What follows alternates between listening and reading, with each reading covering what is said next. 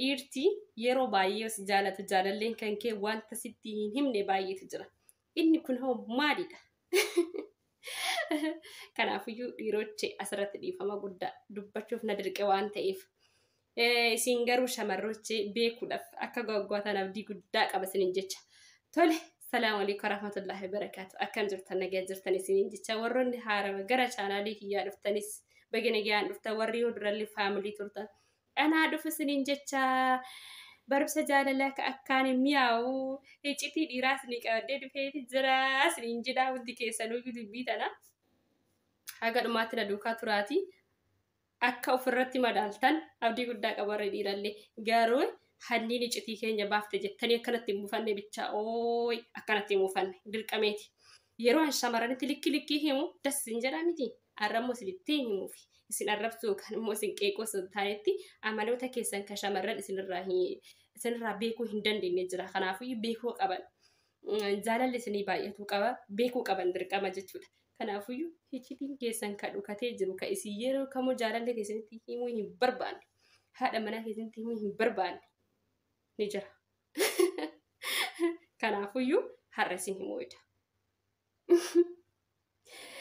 Sanumaafiyyuu jechoota babbareedaa fi jechoota jaalalaa mi'aawaa fi dhugaa jiru kan argattanidha chaanaala kanarraa.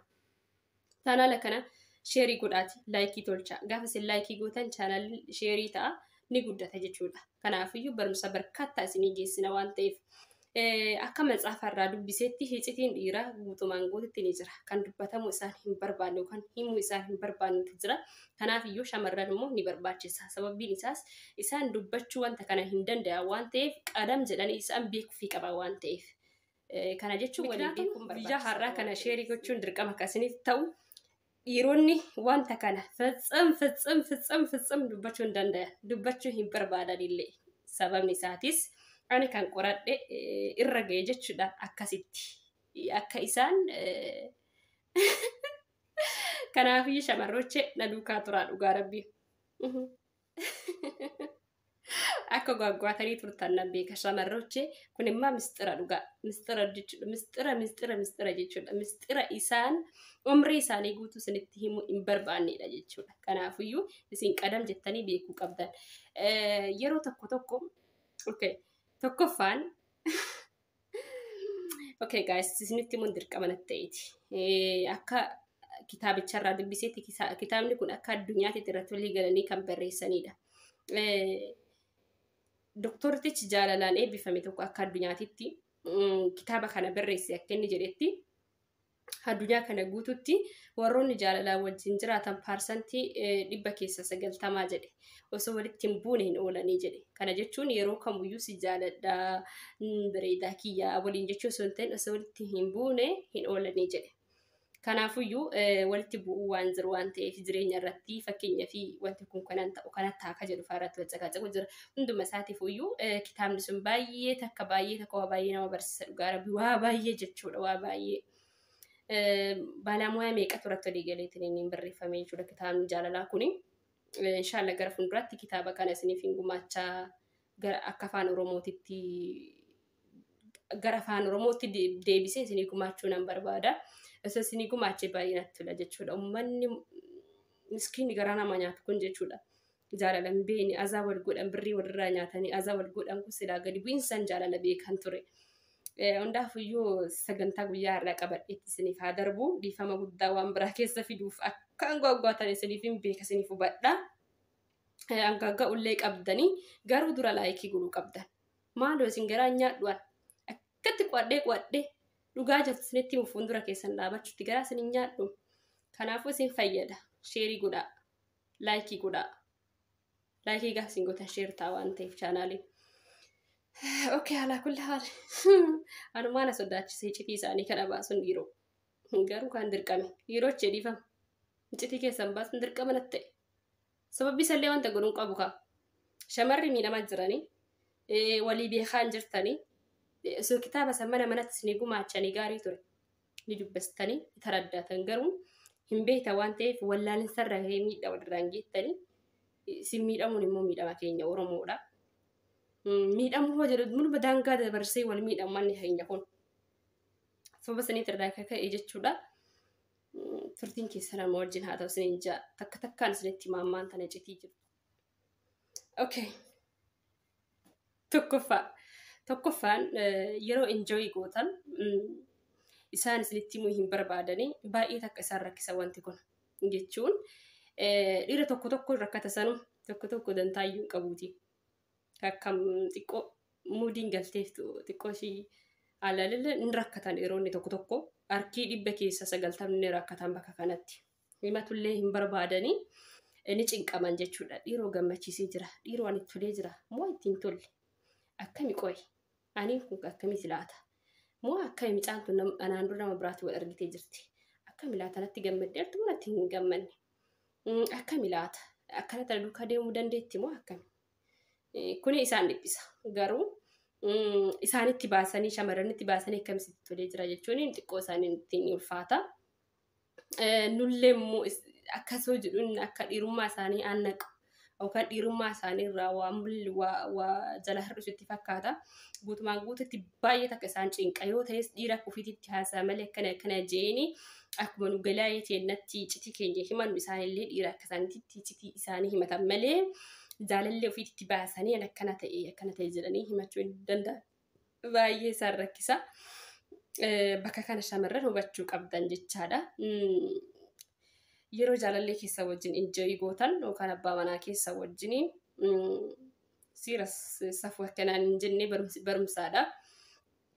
Kanaafuyyuu maal godhuu qabdanii akka isinitti jaalalleen keessan tolee fi akka jaallattan hunda isaatiyyuu itti himaa.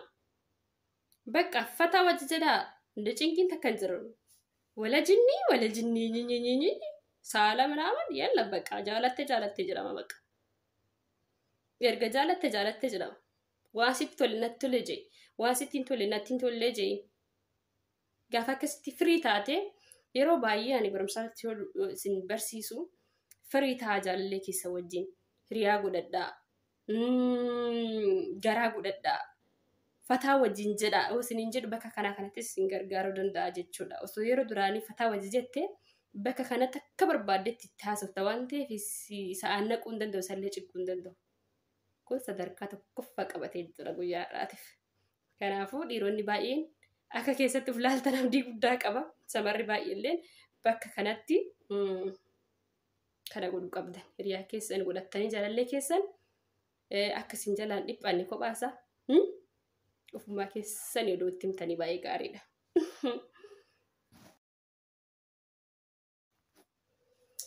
Kanallee dhiira jechuun dhiira xiqqoo dhiirummaa isaatti dhagamutu jedheeti jira.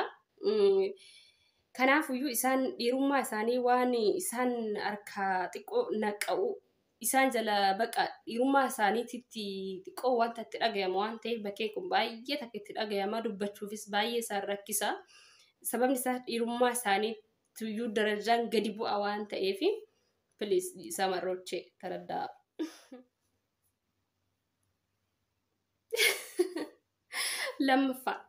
Lammaffaadha walitti dhufneeti jirra. Lammaffaadha walitti dhufneeti jirra. Lammaffaan immoo kan inni sirriitti barbaadu kasimti immoo bu'aa badan hin barbaanne fitsum sitti immoo hin barbaanne maalidha hojjettee akka ati jajjabeessitu hin barbaada. Garuu na jajjabeessin jechuun baay'ee ulfaata ka. Anuyyuu amma nama tokko na jajjabeesse jechuuni kaba Facebook irratti yookaan YouTube subscribe na godhe jajjabeessi jennu tana sitti fakkaatee sun dubbiin qaaliidha. Si galtee miti dhiirti dhugaa dhiira hundaa amma of madaali. Amma of madaali. Amma atis of madaali dubbiin anaasaa jiru tun dhugaa moosaba kitaabichi kun dhugaan barraa'ee dhugaa hin barruun asirraa taradda'uu hin dandeetta. Kanaaf chaanaala keenya sheerii godhaa waan isin jennu dubbii cimtuu fi dubbii dhugaa bichaa walitti himnu taate isin galtee miti. Saniifuyyuu jajjabinna shamarran jajjabeessan sirriitti barbaadan dhiirri jechuudha. Shamarrochee bakka kanatti beekuu fi qabdanii jajjabeessuu qabda. Fakkeenyaaf waan inni hojjetee osoo inni hojii hojjetee galee maal jedha isaa jedha bakka mirra isa jedha badi natti tole jedhitti narkatti uffadhitti hojiin kun jee akkamitti na tuffadhitti akkami jedhee bakka sittiin himu gisee takka hojjetee hojii sun isaa tasaa ka'e zim jedha keessi isaatti dhiirri tokko kun dantaan qabu argatus sooma takka ittiin fakkaatu kun jechuu dandeenya jechuudha shamarranii garuu inni keessi isaatti si adannaqa si galateeffata keessi isaatti waan ati haamilee taateef jechuudha waan ati dudduuba isaa jirtuuf jechuudha bakka goobas hojiin kun baay'ee gaariidha waaw ati baay'ee gaariidha waaw bakka jajjabina akkasitti akkati jajjabeessitu inni barbaada garuu sitti himu ati ofiin beekuu qabda kabbiletti diyya kanaaf barumsa kana nuti akka tattala wanni nuufi tabeekuu qabda amma takka maal jetti kun haajaa takka hin qabu gaafa argatis gaafa dhabee waluma qixaadha haga fedhe nama ofitti amanamummaa qabuu fi nama konfidensiin isaa overii ta'e haa ta'u jajjabina ati jajjabeessitu baay'ee takka barbaadan baay'ee takka jechuudha jajjabina isaaniif ta'a waan ta'eef kanaafiyyuu waan inni hojjetu irratti gobas jedhiin jaji si galte haamilee ta'eef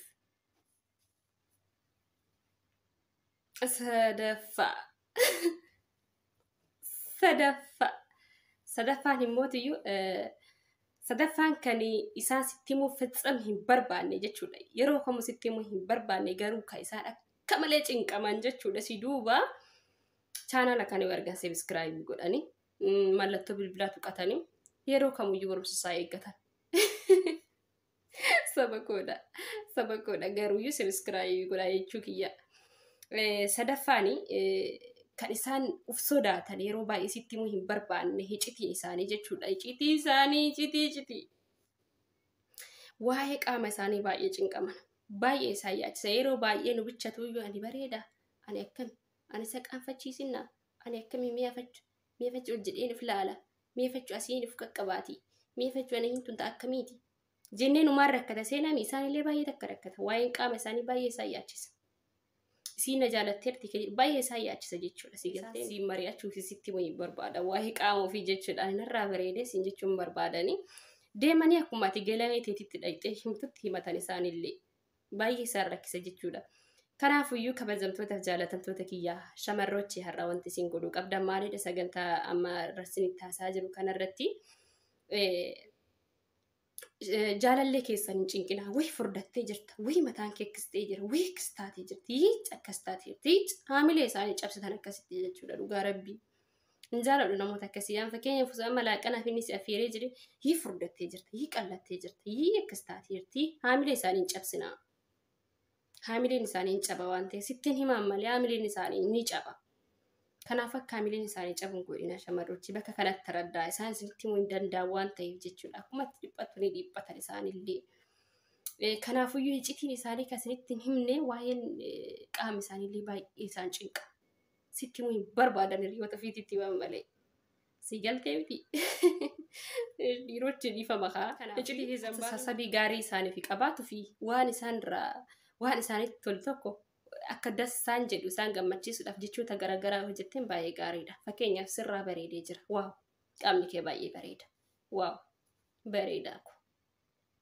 jedhiin akkati jettuun barbaada waan ta'eef si galtee siif bareedaadha gaa'isa asirratti yaamsiidha sabbaan manaa kee siif bareedaadha kan jaalattee qabdu siif gaariidha shamarran hojii keessa immoo shamarran arfaffaanii fakkeenyaaf waan jaalalaa irratti gaafii jaalalaa irratti dhiironni sodaatanii jiran kan ammoo shamarranitti himachuu hin barbaadan gonkumaayuu dhiira kufiititti malee shamarratti dhiyaachuun hin sodaadha jedhanii hin dubbatan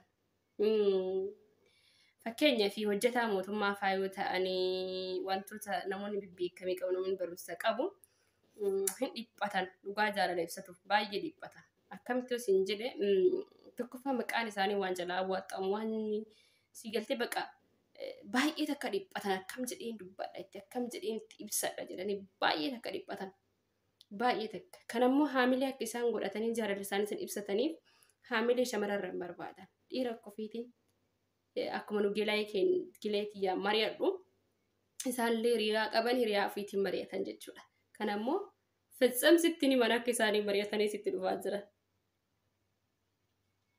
mistira keessana akkatti qoradhee irra ga'e jechuudha dhiirochee kana jechuudha shamarrochee isin himmootiyyuu dhiira tokko tokko faaraan kan ka'e boo baasee namatti ni matu maash tashqamaxxata waan barbaade baasee ni matu jennaan shamara gisee takka yoo dhiirri tan qumata garuu dhiirri tokko akkasii jechuudha hagas jaallatu ija kee sodaata shamarran jechuudha bakka wanni jenna hiti kun kaakkan waan isaa namaan galu waan inni haasa'u naa galaan jiru maal tashqamaxxata yeech aara kana safara isaa argaa isaatuun fedhu jenna gisee takka nu shamarran laa dhugaa hubachuu fi qabdan baay'ee takka garaa nama nyaatan bakka kanatti jechuudha kanaafiyyuu akka inni sodaatu yoo beekanillee shamarran isatti baay'ee ulfaataadha kanaafiyyuu taraddaa fi shamarran isin please shanaffaan kan dhiironni osoo du'an isitti barbaanne akka badatti dhoysatan jechuudha misxirri isaanii shanaffaan maal inni beekta akkati teekstii gootuuf akkati dawwaltuuf baay'ee takka jaalatan baay'ee takka jechuudha isaanitti akka widdii ta'an itti dhagayamaa akkati jaalattee jirtu itti dhagayamaa silkiin ati bilbiltuuf sun baay'ee takka isa gammachiisa akkasimmoo hin barbaada yeroo kam akkati bilbiltuuf barbaada isaa si bilbila sun ta'e osoo ati bilbiltee fi irra caalii teekstii ergitee fi jechoota bareedaa xiyyaa sin jaaladda akka bultee niggiyanaa bultee raftee jirta waa jejjetteeni dassaan jedha kanaafiyyuu kanammoo sitti muun barbaadan yoo teekstii naa guutu bardasni jedha dhiira akkamitti sitti muun malee sitti muun barbaadan kanaaf osoo dawwaltee fi irraa caalii gaariidha baay'ee takka isaan gammachiisa baay'ee tacalaan qaban bakka kanatti jechuudha dawwaluu fi nahu teekstii godhuu fi nahu hech kun shamaraayyuu argeen beeku naan jedhitti mee akkam ta'etti naa dawwaluun hedduu akkas jedhanii calaan qaban garuu sitti muun barbaadan akka caqaacaqi waan itti fakkaatu danda'uu fi akka caqaacaqaa jiru waan itti fakkaatu danda'uu fi zaafaan himmootiyyuu keessumaayyuu warri dhiiraa jechuudha warri tidaarii qaban jaalalleewwan lamaan osoo hin ta'in warri tidaarii qabanii yeroo tokko yoo nu biraa bahanii turan iddoo bashannanaa yookaan hiriyoota isaa wajjiniin laayivii adda qaba innis isin jira laayivii addaa sanitti waliin ture shamarran fedhii biraa keessa gala waan biraa keessa gala isa deeme innimmaa mana gabbee taana yoomna yaadata abbaa innimmaa mana gabbee taana laayivii isaa malee yoomana yaadata abbaa jenna sitti namu malee innimmaa si yaadata keessumaayyuu ati jawaa lafaa irraan kaasin silkii irraan kaasin hay dhiiroo maal ta'etti na jala hay dhiiroo akkam ta'etti dhugaa akkanan jedha jechuudha baay'ee takka cinqama isin garuu waan isinitti himneef irraa taradda'uu hin dandeettan dhiironni yeroo baay'een dubbatan isin jiree jira gaa'isa sirratti kanaafiyyuu dhuguma jaalallee osoo hin ta'intuyyuu abbaan manaa yoo mana isaatii ba'ee doriyaa isaa ture baay'ee takka isa dhiphisa waa'ee mana isaa waa'een abbaa haadha manaa isaa maalirra jirti dhiiroo maan kaasin silkii ayii akkam ta'etti wayii shaqqalaa ollaa san jalqabitti baay'ee takkaan cinqama seen ja'a cinqii takka seena garuu sitti himu rakkoon isaa sitti himu kaayeessan beektaaf dhiirti bara dhiirta akka keenya kanaan lafaan lafaniiti ka amma sitti dawwalee wayii akkam na jalaa taate bareedduu kiyya sossoba ina maaliin dhiira akkasii dhiira zimjee tan baraqqatu namanii dhiirta akkana istaayiliin isaa istaayilii dhiiraa fi dhiiraatiitti isinitti mamadee istaayilii dhiira sagaxee osoo hin taanetti istaayilii dhiira istaayilii qabdu istaayilii dhiira isinitti himaa jira irraan ta'a yeroo kamuu kan dubbadhu ani dhiira irraan dubbadha malee dhiira fakkaatu irraan dubbadhu nu arrabsita akka hin mana hin jirre osoo wanni tokkoyyuu kasirra ga'u taate akka waan ofii isaatii sirra geessee balaasan jechuudha akkasitti osoo ammanaa ba'uu baadhee osoo an akkas godhu baadhee jedha. Qoratamee addunyaan irratti walii galtee barreessanii lafa kaa'aniin isin biraan ga'a. Kanaafiyyuu nuti Oromoon barumsaan dorgomuu hin qabnu, barumsa beekuu hin qabnu, waa'ee barumsaa barachuu hin qabnu, waluma jibbinaa, gandumaa wal qoonnaa, qabsuma jennee garaagarsiinaa. Laa jaalalli kennaadha. Jaalalli uumama. Ani nuumne waaqaatu uume jaalala. Kanaafiyyuu shaakkiin jedha isiniin jedha. Waan hojii turtanii guddaa isin galateeffadha. Galatoomaa barumsa biraatiin haga walitti deebinutti yeroo gaarii nu qabaadha. Koomentii keessan isin eega.